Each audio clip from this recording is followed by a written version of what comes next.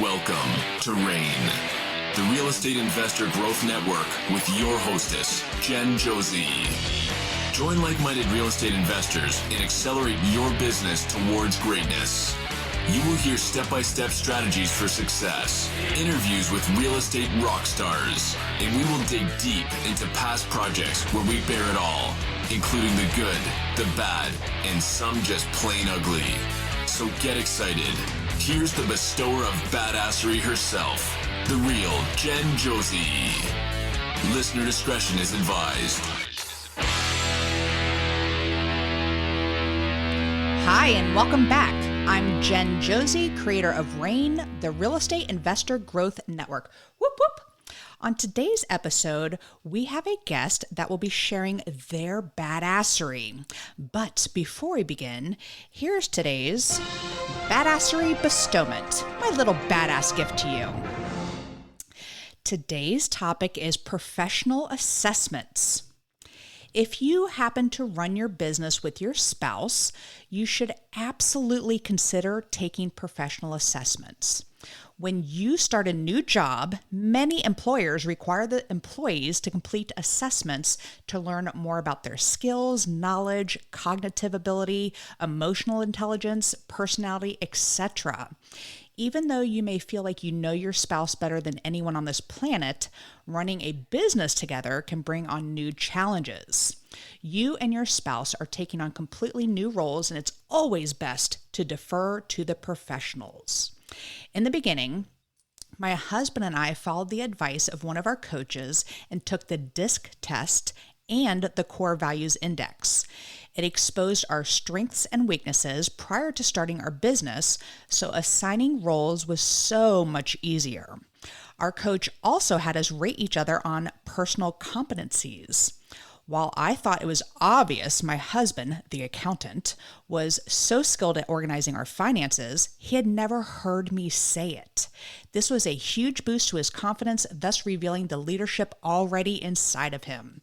If you have a business partner, spouse or not, it's never too late to take some professional assessments. You can find free versions of the DISC test and the Core Values Index online. Just ask the Google. Now, on to today's episode of the Real Estate Investor Growth Network podcast. We have with us my friend Phil Tudor. Phil has a very extensive background and upbringing in the construction industry, from the mentoring and guidance of his father, who ran a construction company for 30 plus years and is now in code enforcement and a building inspector. In 2015, Phil founded his own construction, landscaping, and painting business, which he still operates today. In 2017, Phil was determined to become a real estate investor himself and joined a top-rated real estate education company. During that time, he founded Steadfast Homes and acquired and renovated 3 properties in his first year. That new real estate company went on to partner with Anchored Homes and helped do 30 plus flips and 30 plus rentals within the next 2 years. Phil now manages up to 10 projects at a time, with renovation budgets ranging from $10,000 all the way up to $125,000. In the middle of 2021, Phil joined me and the coaching team at Homeschooled by Tarek El Moussa, where he shares his limitless contractor knowledge with real estate investor students across the country. I am so happy to finally get him on the show. So welcome, Phil Tudor. Thank you. I am still on a high because I got to listen to you run one of the coaching sessions last night, and I originally wanted you to talk about one of your past projects, but I'm like, oh no, you are just going to do that same presentation again, because that was amazing. And I had my husband sit in. Vance just got his GC license, and his hand was cramping by the end of the call because he was getting such great information from you. So thank you for totally shifting and redoing the same presentation that you did last night. We don't have visuals, but I just want to talk through it. It was amazing. But before we get into that, tell us about Phil Tudor. I know your dad was in construction and you learned from him, but Tell us, where did you grow up? Tell us about your family, all that fun stuff. Yeah. So definitely, I grew up in South Jersey my whole life. Um, Not too exciting in South Jersey, but we are close to Atlantic City, so we had a little excitement there. But was raised in construction, tried to get out of those roots, and just was different paths. Bachelor's of Science, was going to do pharmaceutical sales, this and that, but I fell right back into my roots eventually. And it's just where I really enjoy being at. I've realized over the years that I'm good at it, and I just don't deny it, and I embrace it and I lean into it now. And outside of my real estate career, I have a family. We have a blended family. My wife has 3 children of her own. I have one of my own, and we had a child together as well. So we're kind of like a Brady Bunch, but it's great. Keeps us on our toes, keeps us busy. Part of the reason of why I do what I do. The entrepreneur bug has been in me for, man. My first business I started was an audio video business, doing hanging TVs, doing surround sound, stuff like that. So ever since I got the taste of that freedom, I've never looked back. Just a normal 9-to-5 job just doesn't fit me.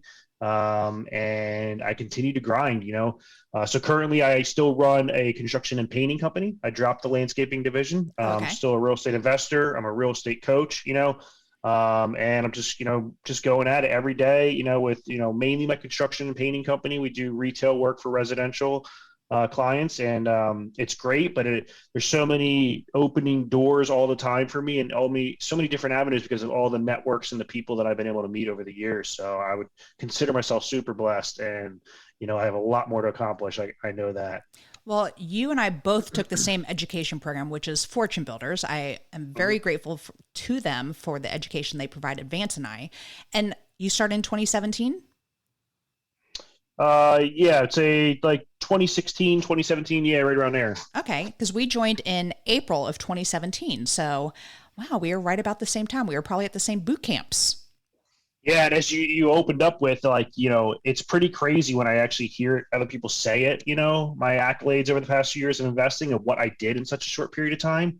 Like, my life completely changed. The way it really started out was that I had an opportunity that I fell into with a mutual friend of doing bank preservation work. So we would mow the lawns, we would do like the maid cleaning services, they consider them, and kind of like safety repairs around the places and stuff like that. Within 9 months, I was the number 1 contractor in South Jersey for Fannie Mae. Had over 30 some properties assigned to me. Had 10 guys working for me. I was just getting praised left and right, but they got funny with the money, and they didn't want to pay me. They tried to stiff me for a large amount, and I'd always been, you always have a backup plan, right? And that my backup plan was, if that ever happened to me, at the bottom fell out or it wasn't what I thought it'd be, because in that game they pay you net 45. On 45 days. So you're putting out a ton of money, putting out $40,000 immediately in expenditures and payroll to wait for that 45-day check to come, and then when it doesn't come, so I had to have a backup plan, right? And the backup plan was to go right into the retail work. So long story short, I found myself reconnecting with some of my father's old clients, and a realtor wanted me to do a project for an investor and do their full house renovations. I'd never done it before, and a partner of mine had introduced me to the Fortune Builders because he had seen me in this flip, and I was like, yeah, I would love to learn the other side of the fence of the client I'm servicing. Well, little did I know that, a couple weeks later, I would invest a ton of money and go into real estate investing myself. And that's where it really began. I mean, that's where I met Coach JP, as we all know him. Our friend JP Kilduff, yes. Yeah, and just my life changed overnight, literally. It was a scalable business model plugged in, within a very short period of time. I was running a $1.2 million construction business, 16 employees, and just going hard at it, and that's how we accelerated so quickly, because we eventually partnered up, hit Coach JP and I, and it was just, I look back and I feel like I've been investing for 15 years. And it's only been, a handful of years, but it it's feels like did 15. So much.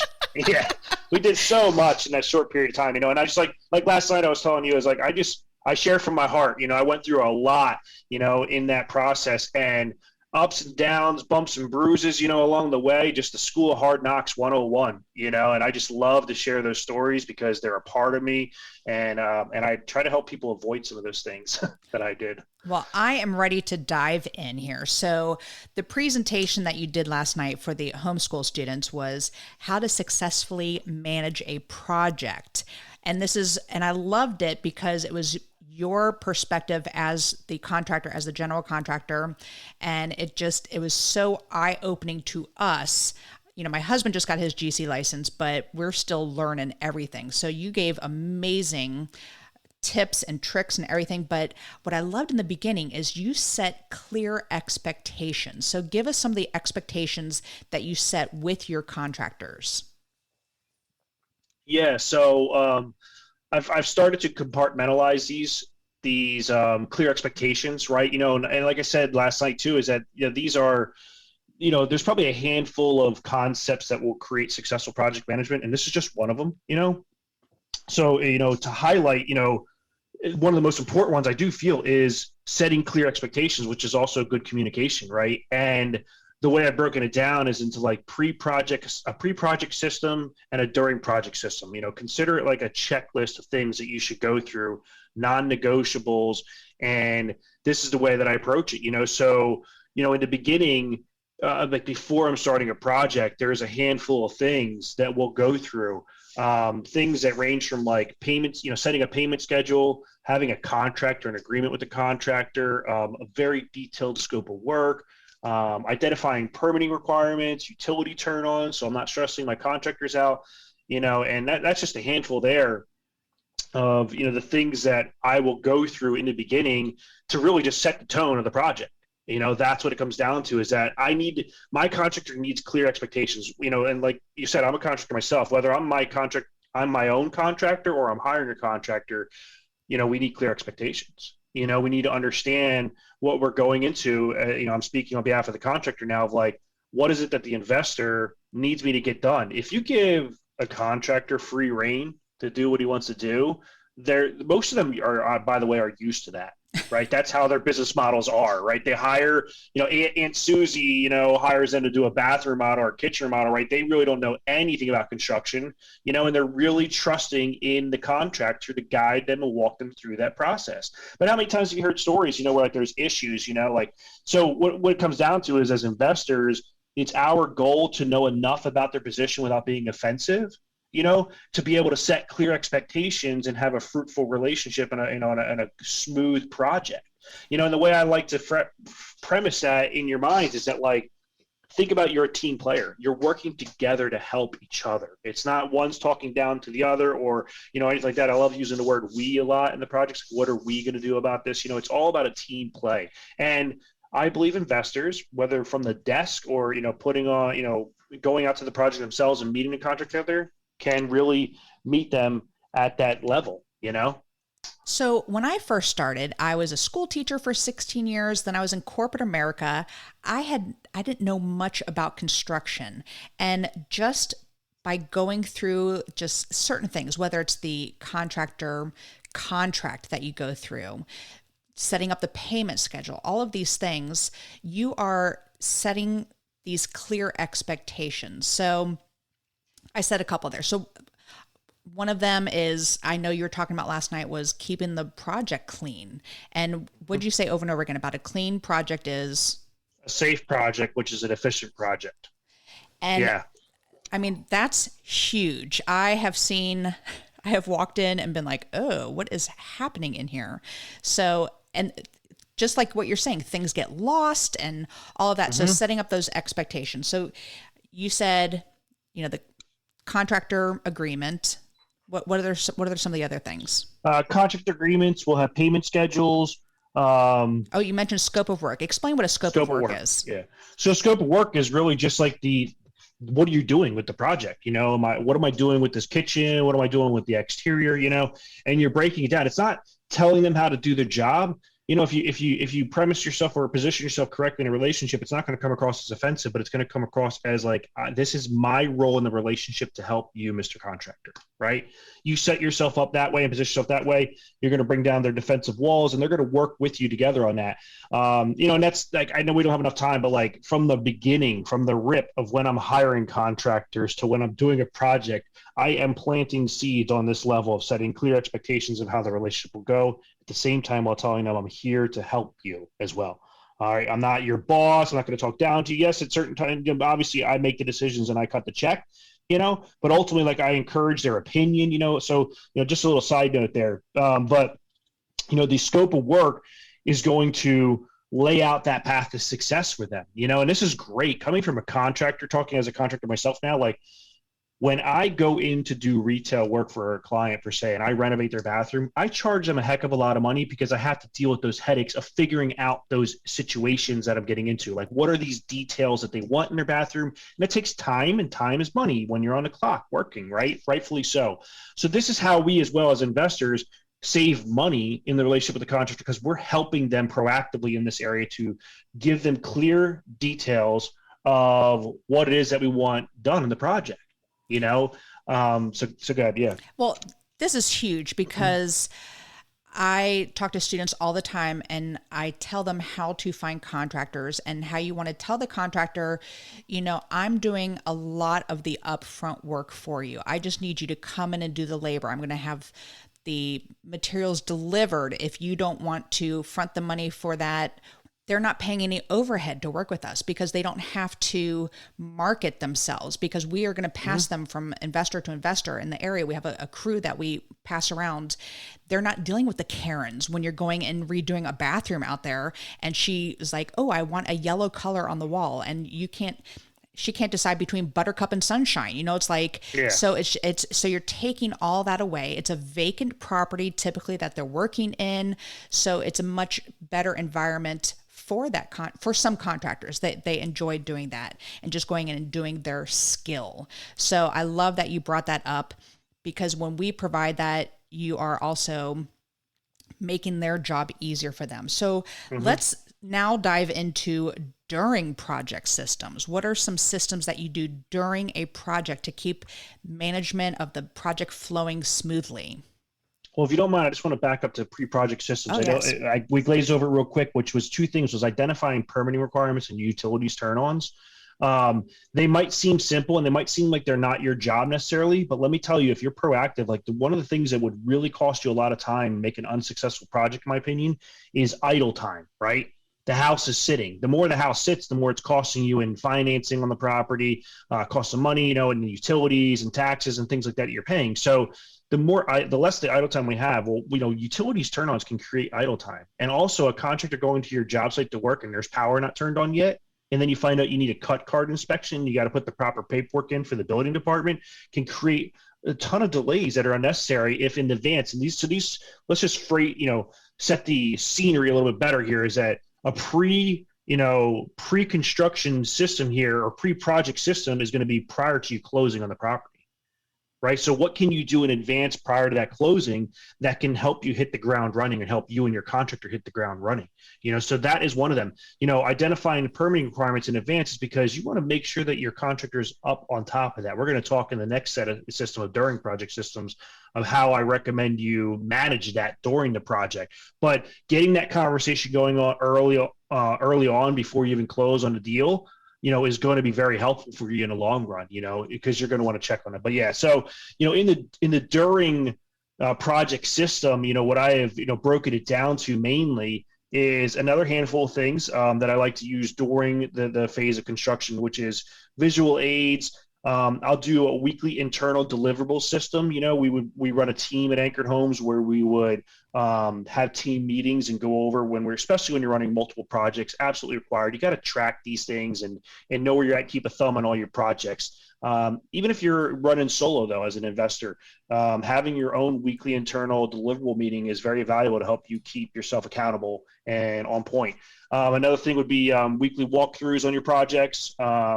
Signage, I like to do what's called a code of honor signage, enforcement of your payment schedules, right? Like, we can talk about these things on the front end, scopes of work, or maybe payment schedules and contracts that we create. But if we don't enforce them during the project, they really don't mean anything. So we need to make sure we're enforcing them as well. Even outside of walkthroughs and projects, I would like to do weekly calls with contractors too, just to check in with them, see if there's anything they need from me and see how the project's going. Maybe see if they're on schedule for the next draw that they had mentioned, and as well as final punch lists on your projects would be considered a during project system. And how are you paying them during all of this? With money. No, I'm just kidding. Because you said so how draw. am I paying them? Because that's what I'm saying. Like, that's what I'm getting to. Like, when you're flipping a property, you typically, it's very common for investors to use a hard money lender in first position, which will pay 80 to 85% of the purchase price and then 100% of the rehab budget. But they don't give you the entire rehab budget. You have to do what's called a draw schedule. So how does that work with contractors coordinating that draw? So it can be a sensitive topic in the beginning, especially if they're not used to working for an investor, because the way that investors will roll is we want to do work performed, then you get paid. No deposits. And contractors are super, super sensitive to that conversation. So you really need to head that conversation off, in my opinion, in the contractor onboarding process, like your hiring process of your contractors. Really be upfront about that and candid in the beginning. Don't just bring it up when it comes to the point of a payment.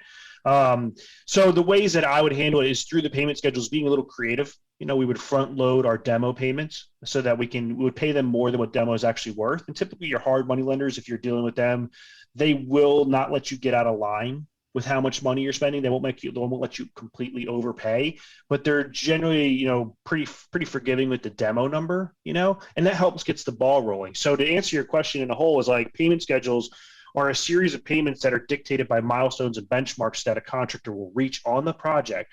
And when they reach those milestones and benchmarks, and I approve via my inspection, even if I have a hard money lender, I'm still checking those inspections out, right? Or if your hard money lender is looking at it, they're going to dictate to you how much money is going to be dispersed to you as an investor based upon the work that they're seeing.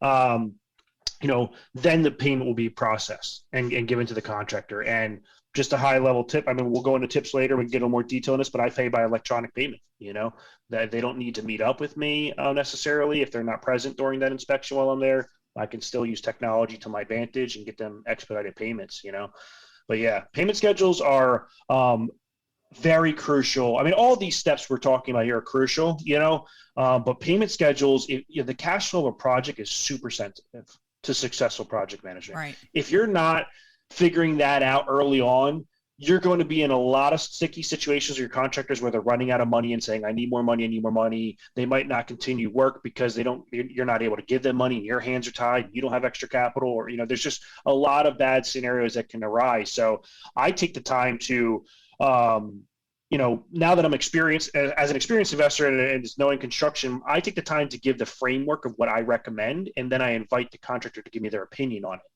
If you're an investor that has zero experience on how to build a payment schedule, I recommend you just Google search typical order of construction on a residential remodeling project, or if you're in new construction, put in new construction, right? And keep your payment schedule in that order. That's just the way it's going to need, the cash flow is going to go. But invite your contractor into it, to say maybe what are the amounts, right? Like obviously he's going to give you a bid. He's going to say like, oh, it's $75K to do this whole project. Okay, let's break that down now. Let's break this down into a payment schedule. Let's set it up to, don't be ridiculous, but like 5 to 10, 15 payments maybe, depending on the size of the project, but I just like to invite their opinion because, that's the teamwork thing that I mentioned earlier. That's let's play at the same level here. Let's not hurt each other. If you're succeeding, I'm succeeding, type of thing. So I don't want to set you up for failure. Let's talk about this in advance. Do you approve this payment schedule? I invite their opinion. They love that, when I give them a soapbox. So I slipped a few minutes ago and said that I actually do buy materials on occasion. Mm-hmm. That's a no-no though, correct? I highly, do not recommend it. It's a logistical nightmare. So tell me why. Because you don't know when the materials need to be there per se, too. You can clutter a job site up for one. There's a litany of reasons I can give you, but for one, you can clutter a job site up by getting the materials there. You could be in their way, and then when they might be like smiling to you, cheeky when you bring it to them, but when you leave, they're cursing you out because they're like, what the heck? Now this vanity's in my way. I'm still demoing the bathroom, and now I got to worry about it. It doesn't get damaged, whatever, right? The other thing is like, then you'll get into positions potentially too, where if you aren't able to perform and get the materials there, then maybe the contractor's going to start slacking off because you're like, oh, I'm waiting on such and such investor to get me their materials here, so I just, And now that's me speaking from the investor coach side, right? Let me speak from the contractor side. I like controlling my materials as a contractor. For one, when I can do volume purchasing as a contractor, it allows me to create extra profit margins within my company, and I love that aspect. So, going back to my story, when, JP Kilduff and I teamed up when I was just his contractor in the beginning, I was running 6 projects at a time. I had buying power as a contractor to say, hey, such and such vendor, what's the difference if I buy 1 appliance package versus 5 at a time? Right. Now, investor JP Kilduff at that time, him and I had already predetermined our contract prices, and he was happy with those numbers because those were his evaluation numbers he was hitting from the front end, right? So for me to create an opportunity, to have an opportunity to leverage my vendors as a contractor and get those profit margins, I was happy, and the investor was still happy because I was still hitting his budget he wanted. You see what I'm saying? So there's a litany of reasons why, from both sides of the fence, as you can see there, but number one, talking from the investor side, my recommendation is don't do it because it's a logistical nightmare. It really is. It's going to tie you up. And the way I see it is that if you're dealing with materials getting to a job site, what is that taking you away from as an investor? True. We're only one person. We can only do one thing at a time, So in my opinion, we're best spending our time evaluating and finding deals, raising capital, networking, firing and hiring, team members, right? Like that's where we need to be spending our time, overseeing our marketing, So just pay the contractor. Let them control the materials. Yeah, I still like picking out my own light fixtures and tile. Oh, don't get me wrong. No, like you're definitely still you're doing that through your scope of work. That's how you do your shopping. So I also was a school teacher for 16 years, and I don't like paying top dollar for anything. So I will literally the day before they need faucets, I will go and buy the faucets. I know this is horrible, but it's just one of those things where I can get them for half price because I'm just that kind of So let's talk about that. That's a great point, right? Let's talk about it in a little bit of different perspective, though. Let's say you do agree with me and you say, all right, I'm going to implement scope of work systems. That's how I'm going to get my little itch, for shopping done. And I'm going to put my items that I want, and rightfully so, right? We want to design out our houses the way that we feel fit with consulting with maybe our realtors or our experts of designing, right? And we can't allow our contractors to free reign and pick out whatever the heck they want. It just doesn't work well, right? We know that. So the question that has been proposed many times is like, hey, if I can save money by getting materials from different vendors, right? I can price shop. I can find different things on Amazon. I can find things on Wayfair. I can find them at Home Depot, Lowe's, all these different vendors, and just put those item numbers in the scope of work for the contractor to get. Isn't that still good? I save money, right? No. In my opinion, you're completely working against yourself because now you're creating a logistical nightmare for your contractor to run around to those multiple different supply houses to order or get those things. He needs to be on the job site, especially if it's just like the lead guy that's doing it or the owner that's doing it, right? His best time spent is on the job site, managing his guys and managing your project. So I choose to use one supply house if possible. Okay.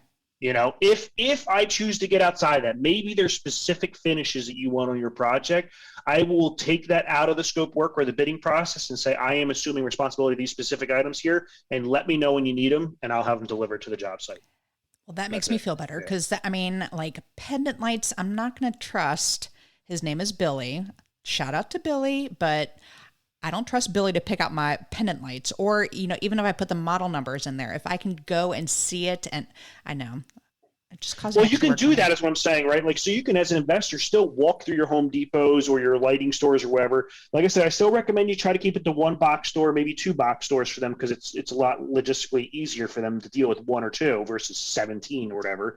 But go do your shopping still. Go get a feel and a sense for the products you want to put on your projects, and then write those item numbers down. Gotcha.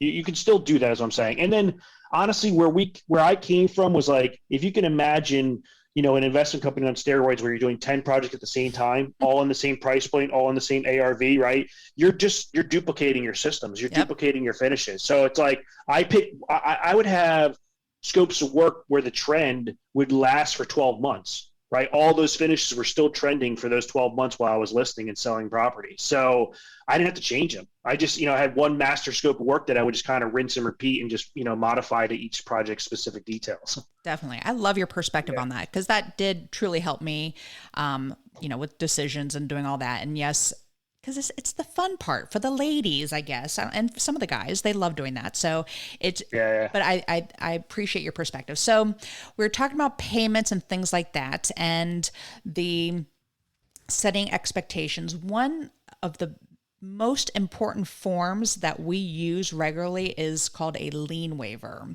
And I learned last night, you will do them at times for each payment. We just do them as a final lien waiver.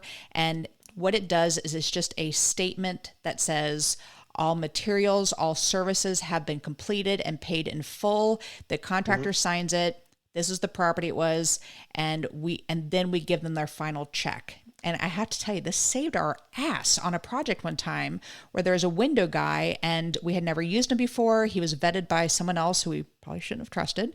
And the guy never paid the supply company for the windows. And so about 6 or 7 months later, Vance and I were served papers. We were getting sued by this window company, and we're like, we've never heard of this before. And I said, well, I have this little paper here called a final lien waiver. And they're like, oh, that's all we need. Thank you. Have a good day. I was like, whew. Problem resolved. Yep. So in addition to that, there's W-9s. What are W-9s? You need anyone. Explain what a W-9 is. Anyone who can pay over $600. Well, I'll go first back to your lien waiver, right? So I consider either a partial or final lien waiver, however you choose to run it. And what I talked about last night was like, when you're implementing these systems, right? These are systems that I'm sharing with you that worked in our business model, right? They were relative to how we were running our investment company. What I like to try to help you take away from this is like, these are things that are possible out there, but really to get you to think about like, what is the return on the investment of you putting these systems in place, right? That's what you really need to understand the value of, because you can get over systemized, in my opinion, and be like a high maintenance investor that a lot of contractors don't want to work for, So there's a healthy balance in that arena. So when I'm looking at that, I'm evaluating, is this system a good system to implement, or is this part of the system a good part to implement in this project or not? And I'll give you an example. At a lower price point, of renovations, if I'm doing like $5,000 clips of draws, like it's really not worth my time to deal with a final lien or a partial lien waiver on every single small draw, and what it comes down to is risk mitigation, right? Am I willing to lose the $5,000 if I get burned, because I'm just going to do a final lien waiver at the end, and furthermore, a contractor that's, at a smaller price point like that doesn't want to deal with high maintenance investors from my experience, so you kind of pick and choose your battles. But what's the adverse side or the opposite, angle of that? Going up into a more higher end market we would work in North Jersey, our draws were much larger. That was a much more risk exposure there of handing out $30,000 payments and not getting a lien waiver. Okay. So that's where you start to look at these systems that you have availability to, or these components you have availability to put into your systems, right? Of asking yourself, should I or should I not, put them into play? Because let's talk, this higher end contractor that's getting $30,000 draws. He's an individual that's going to be not care if I'm being more high maintenance, right? He's going to expect it. He's dealing with $200,000 budgets or whatever it is, adding a whole other level, second floor level on a house. He's just a higher level contractor that's used to that type of client relationship is what I'm getting at. So you had mentioned W-9s, what are the W-9s importance? Look, the IRS, anything paid over $600, you need a W-9 on file, because that's how you send a 1099 at the end of the year. If you do not get that paperwork signed and you do not get your 1099 and put liability on them, that means that money stays on your books and you pay taxes on that money. Oof. So it's an accountant bookkeeper thing at the end of the day, right? But they need that from us initially. We have to get that information, fill it out on that W-9 to give to our bookkeepers and our CPAs. So that becomes we talk about successful project management, like in my opinion, yes, that's kind of like a down the road, what if legality protection type of thing, but like that's part of my successful project management, because I need to make sure that I'm not, being retrospective to that later on down the road, trying to trace down my contractor, finding these things, like it's just a proactive nature. And then it's also like, it's your posture that you're setting. They understand that you're a serious investor. Yes. When you're talking in this type of language and you're positioning yourself this way, you're going to get much more respect when they pick up on these cues in the beginning of the relationships or beginning of the projects. I love that you said that. Awesome. And we could keep talking forever and ever and ever about all these things. I do want you to talk about the visual, what is it? Visual aids. Yeah. Thank you. Yeah, that's an amazing concept that I came across. Just a little plug here. I don't know if we get copywriting or not, but Lean in Construction is where I picked up on visual aids. It's a book that I found on Audible, and it really talks about how they build like the McDonald's, the Walmarts, stuff like that. And like, if you've ever seen one of those projects go up, like it makes us look like child's play in the investor world.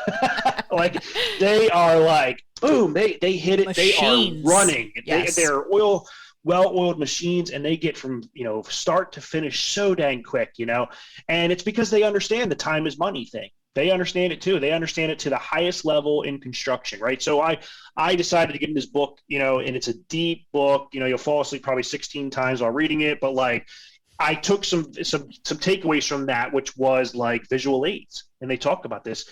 One of the visual aids, and I just realized I didn't say this last night, but blue tape walkthroughs.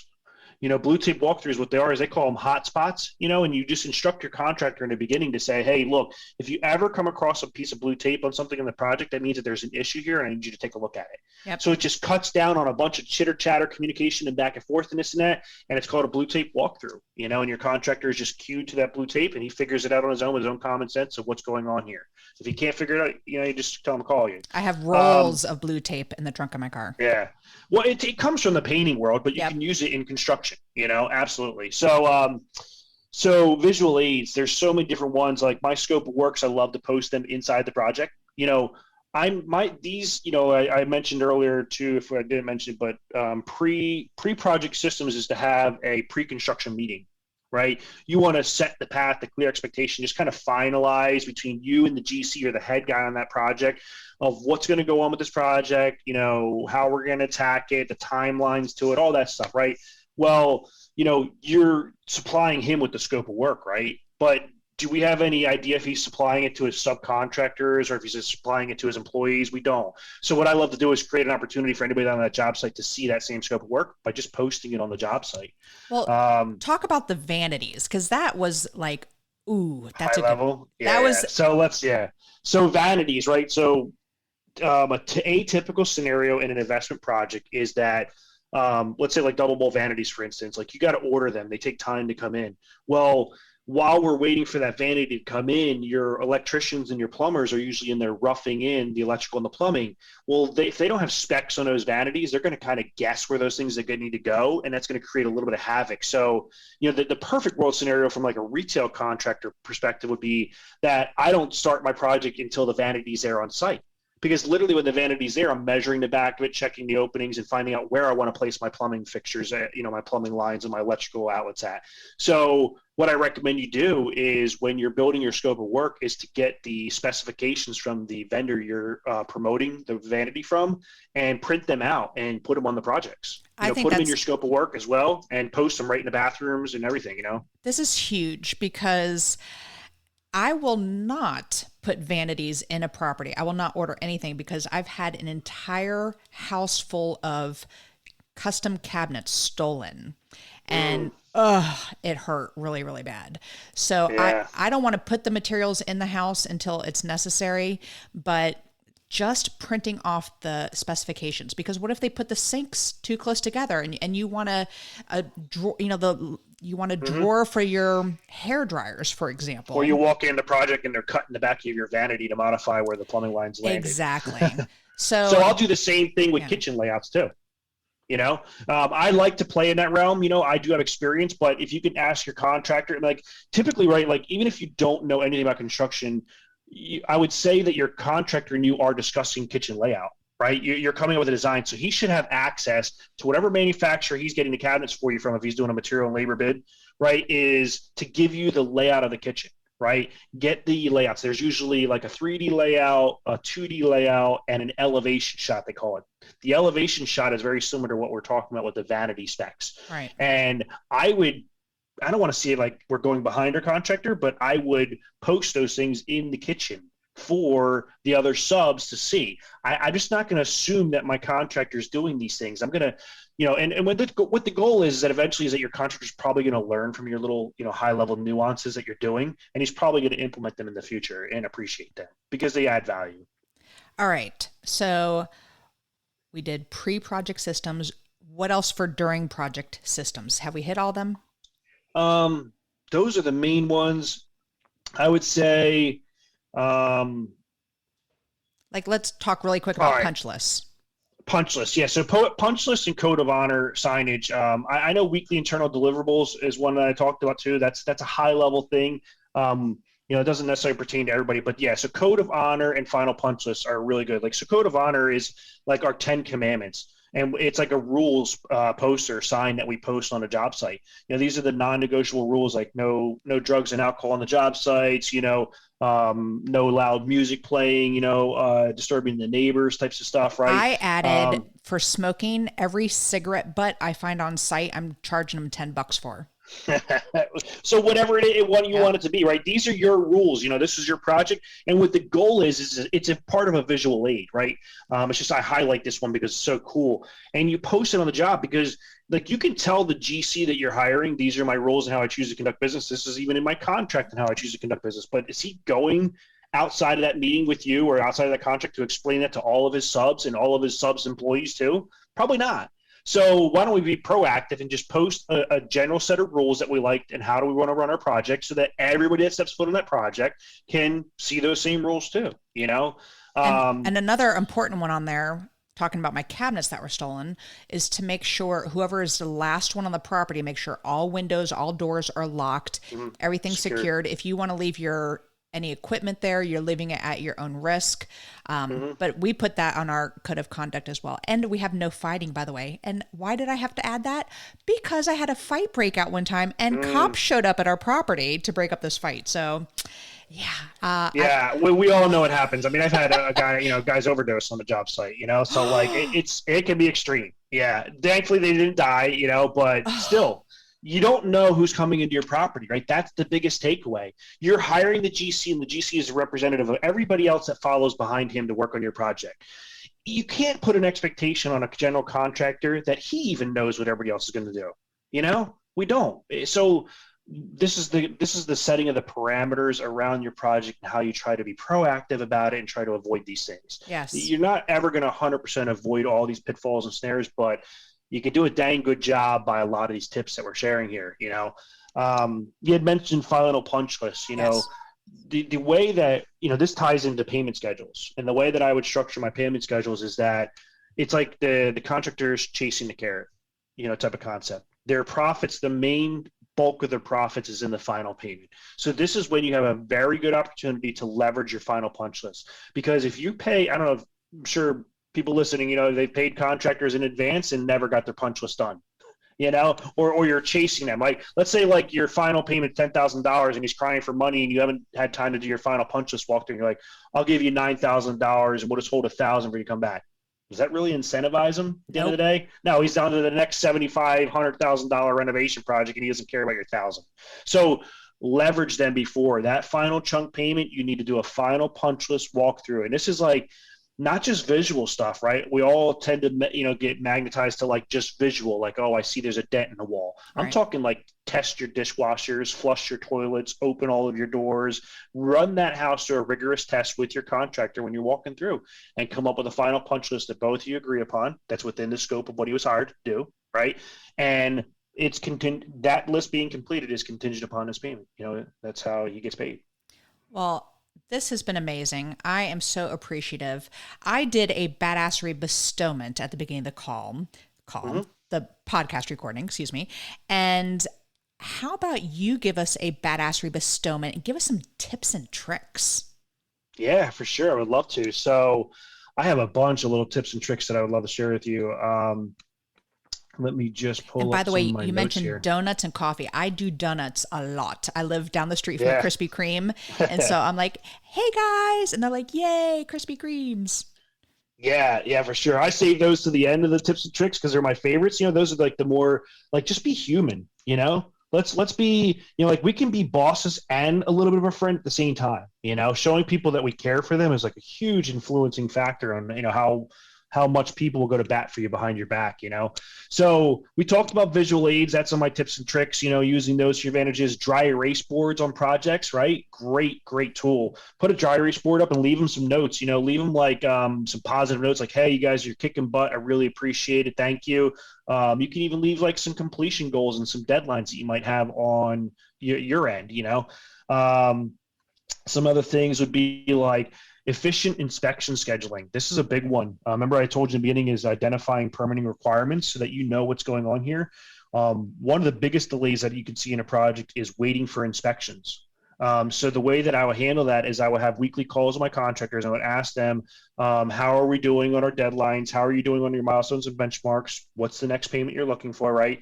And then if any inspections were coming up that they expected, right? So they're like, yeah, you know, like on Friday, we're expecting to be done rough electrical. Okay, great. Why don't we go ahead and call that inspection in now and schedule it for Friday afternoon? Perfect. You know, and they might be a little apprehensive at first for that, because they're like, well, what if I'm not ready? Well, that's great. Who cares? Big deal. We'll call them Friday morning if you're not ready, and we'll just push it out to Monday. You know, so this keeps a little motivation behind them. Like, oh, man, the inspector's coming Friday. We got to be done. But it also expedites your scheduling with the building department, because if you wait to Friday to call, then the building department's going to be like, okay, we're 7 days out, you know, and we'll see you in 7 days. And now you're just waiting. Right. And your project's doing nothing for 7 days. So being proactive with scheduling your inspections is just extremely big tip. We've used Teamwork, which is task-based software, you know, to that was an internal system, you know. So like, let's say you have an organization, you're doing multiple flips or whatnot, or even for yourself, you know, like if you remember in the beginning, I was saying I have pre-project systems, right? And those pre-project systems are before we close on the property. So typically you have like 30 to 45 days you close on a property. Well, that would initiate a series of tasks internally within our system that would hold ourselves accountable to make sure we got these things done, these components in our system that we wanted knocked out on time, you know, because you know, you will really quickly compromise on your components within your system if you get after closing and you want to start construction and you still haven't finished those things yet, right? So you need to set deadlines yourself. So using a task-based software system really helps you keep organized and stay on point with your deadlines. A really high-level thing that I love using is 3D Matterport. It's a 3D virtual walkthrough. You see a lot of realtors use these for listing properties. So there's so much value of it. What we would do is we leverage a relationship where there's companies out there that do it for the realtors, right? So we would get a pre-construction 3D Matterport and a post-construction, and we would give the pre-construction one to the contractor so that they, during their bidding process, if they forgot something from the comfort of their home, would teach them that they can just simply get on their computer and do a 3D walkthrough, you know? It's really super cool. That you can order 2D layouts, so it helps with the bidding process. And by the way, that's Matterport, Matterport. Yep. And, you know, so you would use them on the front end for the contractors, right? For the 3D walkthroughs, and also the 2D layouts would help them with general square footage. It was pretty close to accurate too. So it would help out for pricing with square footage for flooring, you know, or painting or whatever it might be, you know? And then on the back end, right? So we bundled the package. We would just give that to the realtor, you know, and the realtor is super happy that we had already invested in that for them and they didn't have to, you know. That's awesome. And then we would get volume pricing, obviously, too. If you're doing a lot of projects, you can leverage those relationships by getting volume prices. So the 3D Matterports, those are really cool. I love that tips and tricks there. I'm trying to pull up my other ones here for you. We have keeping your project clean. We talked about that. Understanding the standard order of work. You know, even though you're hiring somebody and you don't know construction, it's still very wise for you to get a general understanding of the order of work. This way you can kind of avoid like relationships where a contractor's doing something out of order, you know. There is an atypical way to do construction, you know? So we're doing our first new build right now, and we ordered the flooring to be installed. We don't have baseboards or doors in yet. We haven't done any of the trip. And I'm like, let's go with floors. Yeah. You know who caught it was my painter. And the painter's like, Jen, you got to get the doors. I'm like, oh my gosh. Cause I'm used to doing renovations where the doors and the trim's already there. So I'm like, oh. Yeah. Rookie floors mistake. And painting at the end. Yeah. So that's like your code GCing, right? And that's an approach that a lot of investors like to get to, which is cool and fine. I get that. But have conversations with your GC and say, like, look, let's go over the order of construction here and the timeline and the schedule of what we're doing. And that's in your pre-projects or pre-construction system, right?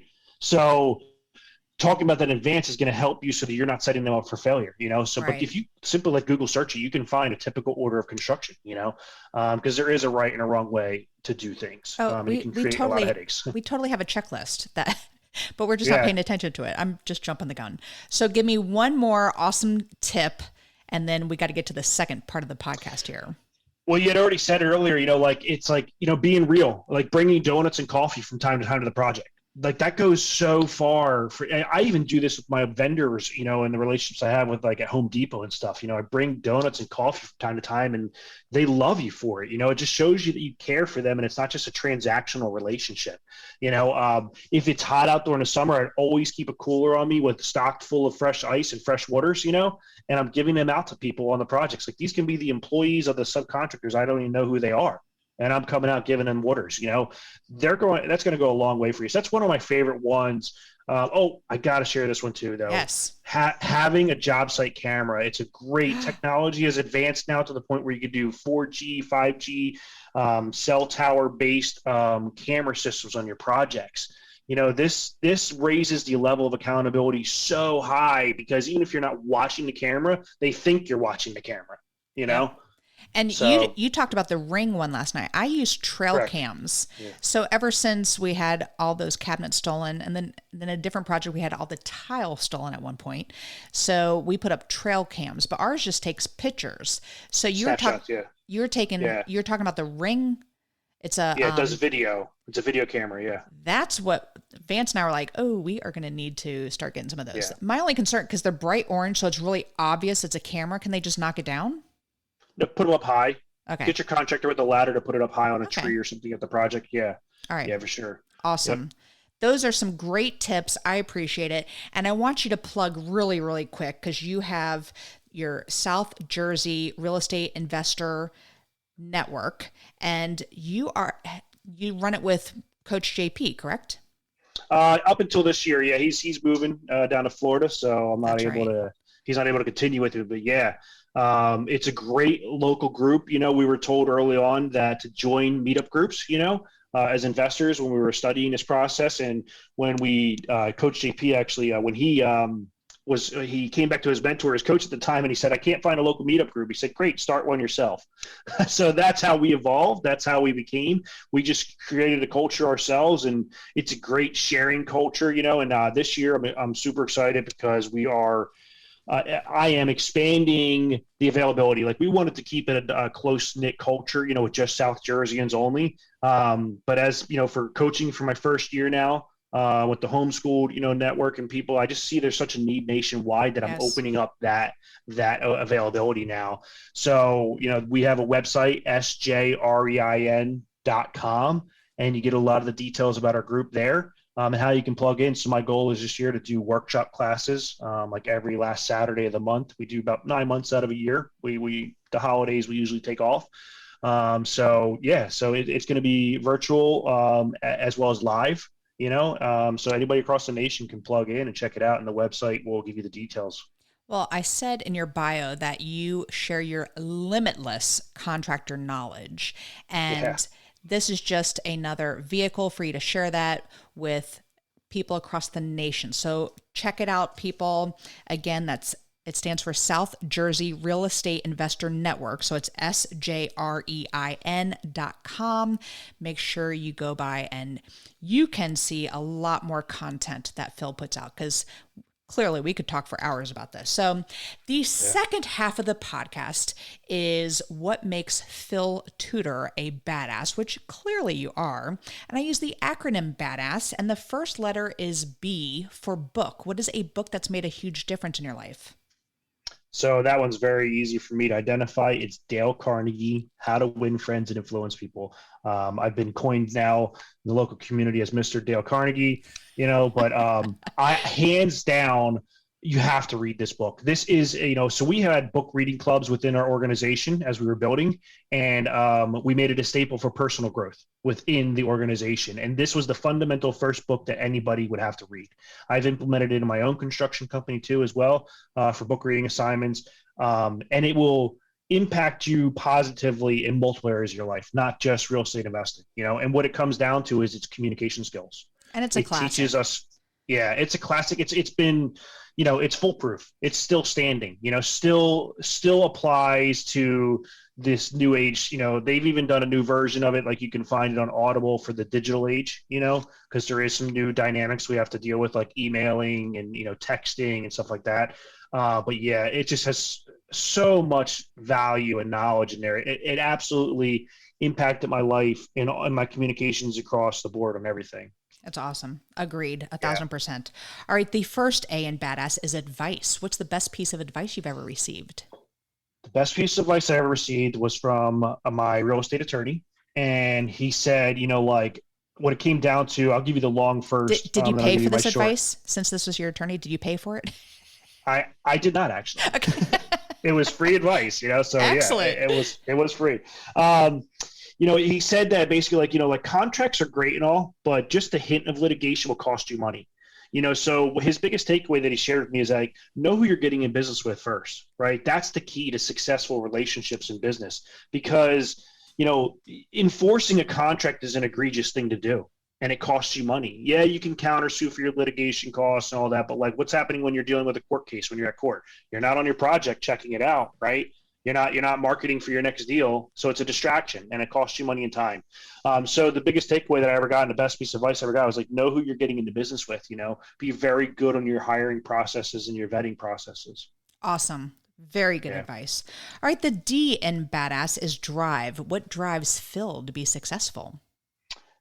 Family, really, just to provide for my family, my house. Like it's my utmost goal right now to bring my wife home. I've got her down to part-time working, and it's my goal to just cover everything, the expenses of the house, so that she can raise our kids and just, sow seeds of value into them 24/7 rather than some institution, which we know are going south lately. And what are the ages of the kids? We got ages from 18 all the way down to 3. Woo! You are busy. Yeah. All right. The second A in badass is aspiration. I'm a big goal setter. So what is a goal you are currently working on? I'm so glad you asked this question because, it's early on in 2022 and I sat down recently and I thought about what did 2021, do for me? How did it go? What am I going to do now this year? Kind of like my New Year's resolution, right? And I want to build multi-units. So buy and holds, but I want to build them from ground up. I came across a great investor out of Virginia that talks about it, and I'm really driven by his processes and his approach. Like he just is really cool, but in short, it's multi-unit buildings, duplexes, and building them from ground up. So my goal is that this year I at least break ground by the end of the year for one of those projects. Awesome. That's on my horizon as well. I want to definitely get into the multi-units. So we are closing on our first quad. Yes, I saw. Yeah, by the time this airs, we will own a quad, like in a super hot part of Raleigh. So, all right. Nice. The first S in badass is systems. What systems do you have in place that help you achieve success? Oh, what systems do I have in place? I'm going to say it's a personal system, and it's an approach of humility and tapping into mentors. I never think I've arrived or I've achieved all the knowledge that I need. And it's a personal system that I have in place that I check myself on like new ideas. I consult with multiple other experts in that area, and I just pull together their opinions and their advice, and that's kind of my own internal system. As you can see, there's a lot of external systems we talked about today that I'll use in my businesses, obviously. But one of my own personal systems that's helped elevate me a lot is just seeking knowledge from mentors, I love that. And the word for you is integrity, because, you did this great presentation last night and I was like, you were amazing. And, you're saying, well, I hope I did it well and did this, but you are just oozing integrity, and to bring that up and to constantly seek, more mentorship. And, we are both coaches, and that's huge, to always stay coachable. And I love that. Great job, Phil. All right. The final S in badass is success. What does success mean to Phil Tudor? Success is two things for me currently on my horizon, which is financial freedom and good relationships. I just, I would not, they have to go hand in hand for me. Let's put it that way. I cannot achieve financial freedom by having bad relationships along the way. I want both simultaneously, synonymously together.